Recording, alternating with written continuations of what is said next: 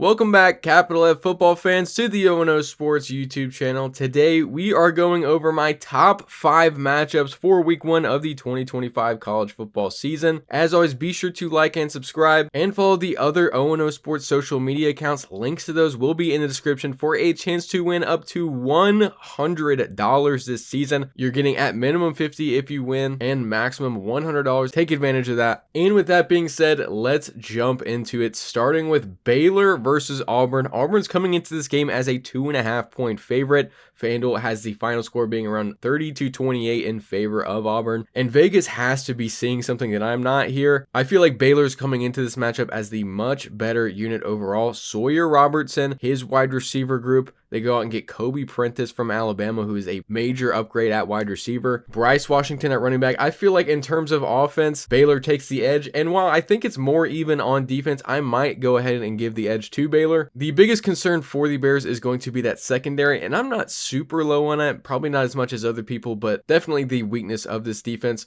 As for Auburn, they have a pretty stout D-line, a pretty loaded front seven all around. Secondary is probably going to be a little bit better as well. I think the clear starter is Jackson Arnold, and he did not look great last season. I think he could improve in this one, but it doesn't make me confident that Hugh Freeze has already said that they're going to be playing all 3 of their quarterbacks in this game, and I don't think that lends well to your favorability here. I don't trust Auburn to break off big chunk plays in this one. They lose Jarquez Hunter, who is their most capable player in that aspect. Damari Alston could usurp his role and be very good this season. I think he is a very good player, but Jarquez Hunter was just on a different level in my opinion. And I just trust Sawyer Robertson and his weapons more in this one. I don't trust Hugh Freeze at all. I like the Baylor offense. I like Dave Aranda more than Hugh Freeze when it comes to game management. I have just completely soured on Hugh Freeze. I had some confidence for him coming into the season, and it's dwindled away in the past month. I don't think he's capable of winning a game like this, but he could very well prove me wrong in this matchup. I, however, have Baylor winning this 34-27. A lot of scoring this one. I don't think either defense is super equipped to stop either offense, but if we're getting into a higher scoring matchup, I like Baylor to win this one. And the next game is Ohio State versus Texas. Ohio State is the favorite. FanDuel has them winning this one around 26-23, and I think that is mostly in part due to the home field advantage. Ohio State's coming off a national championship, so I understand why they're going to be favored in week 1 of the following season. However, Texas is an amazing team, and I think this one's going to be won in the trenches. Who has the stronger D-line and O-line? I think the O-line is about even. I really like Texas's. I really like Ohio State's. But as for defense, Ohio State is attempting to pull off a bit of a rebuild coming into this year. I would say more of a restructure than a full rebuild, but I'm not super high on that unit, at least not as much as I was going into last year. They lose a bunch of players from that national championship winning defensive line. And overall, I'm going to have to take Texas's defense as a whole over Ohio State's. And likewise, I like Texas just a little bit more all around here. I like Arch Manning to Julian Sand. I like their backfield more than Ohio State's backfield. Wide receiver, I could see going either way. I'd probably take Ohio State, but still a very close second. And I think this game is won on the ground. I think Arch Manning gives you a versatile tertiary run offense. I like how deep that Texas running back room is with Trey Wisner and CJ Baxter both returning. I think it's an all-out slugfest for a half, and then we get into the real scoring. And in that type of game, I honestly like Texas to win it. I have them winning 31-27. A big away victory to start the year for the Longhorns, on trajectory for what I have being a national championship season. And the next matchup we're looking at is going to be Florida State versus Alabama. Alabama is actually a 13.5 point favorite, and FanDuel has them winning about 33-20. And I understand being a bit bearish on this Florida State team, but I really like the changes they've made. And one of those changes was bringing in defensive coordinator Tony White, who is throwing out what I see as big smoke screens earlier this month. He was saying the defense wasn't ready, defense wasn't this, defense wasn't that. And he could very well be telling the truth, but I think they're going to be a bit better than people are expecting. And on the opposite side, they bring in Gus Malzahn. They bring in a plethora of weapons for transfer quarterback Tommy Castellanos to work with. And I really see this as a team who could bounce back and win 7 to 9 games this year. And I think Florida State might might exceed expectations in portions of this matchup. I think it could be relatively close going into halftime, but ultimately I have Alabama's defense making the difference here. Their offense is nothing to sneeze at. I have them putting up 35 points, but I think if my prediction comes true of it being a close game in the first half, the defense comes out very motivated in the second half and really imposes their will on this Florida State offense. I think Alabama wins this one, but I like a little bit more offense than Vegas is expecting from Florida State. I have the Crimson Tide winning this matchup 35-24, and I don't believe in moral victories, but only losing by 11 as a 2-touchdown underdog in a rebuilding season for Florida State is nothing to sneeze at in my opinion. And for the fourth matchup of this video, it is Clemson versus LSU, a battle of the Tigers, a battle of who the real Death Valley is. Clemson's favored in this one by 3.5 points, which means FanDuel has this one at around 30-27, and I really love this head-to-head matchup early on in the season. I don't think we'll be getting the best of either team, but I think these could be two teams who meet again in the playoff. Last year, Clemson opened up in Atlanta versus the Georgia Bulldogs, and it did not go very well, but this year they get the LSU Tigers at home in Clemson, South Carolina, and I expect this one to go a bit differently for the Tigers, for the Clemson Tigers that is. And I think both of these offenses are going to be super interesting to watch. Garrett Nussmeier is one of my prime Heisman candidates this year. Cade Klubnik is in the conversation. I just don't think he'll have the Heisman play type of element to his game. But what I predict coming true is the old adage, defense wins championships. I think LSU jumps out the gate and really surprises everybody with how good that defense is going to be in this game. Well, a surprise for most people. If you're a capital F football fan, you know that LSU defense is going to be solid this year. I think we see a back and forth matchup in this game, but I predict Clemson's defense will be what puts them over the edge in this one. Like I said, I think LSU's defense is a bit surprising for the general college football audience, and we could get a lot of talk about them potentially being in the SEC championship game with how close this game is going to be. And I really like Garrett Nussmeier, like I said earlier, but I think this pass rush gets to him later in this game and really becomes the deciding factor of this matchup. I have Clemson causing a couple turnovers, winning the turnover battle, and ultimately winning this game 27-24. And I don't expect this to be the last game like that for Clemson. The offense, I think, won't struggle necessarily,